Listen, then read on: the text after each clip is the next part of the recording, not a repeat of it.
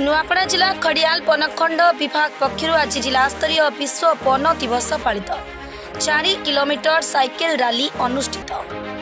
नुआपड़ा जिला खड़ियाल वनखंड विभाग पक्षर आज जिला स्तरीय विश्व वन दिवस पालित हो 4 किलोमीटर साइकेल रैली अनुष्ठित होइतिबा बेले मुख्य अतिथि रूपे खड़ियाल ब्लॉक अध्यक्षा पुष्पांजलि नंद जोगदे जंगल एवं परिवेश सुरक्षार प्रत्येक नागरिक नैतिक कर्तव्य बोली मत व्यक्त करते।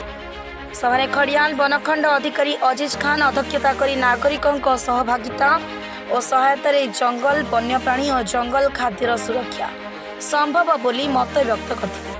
अन्यमानक मध्य एसीएफ मुस्तफा सालिहा खान, प्रसन्नजीत नायक, रेंजर जयदेव माझी यही साइकेल रैली राजा एटी हाईस्कूल छात्र, रेडक्रॉस स्वेच्छासेवी, खड़ियाल डिग्री महिला कॉलेज छात्री, सांबादिक, समाजसेवी, विभागीय कर्मचारी जोग देथिले। खड़ियाल जगदम्बा सोरू ठारू राजा आर्त त्राण हाईस्कूल पर्यंत पहुंचते। सचेतन द्वारा नुआपड़ा जिले में जंगल वृद्धि होइछि।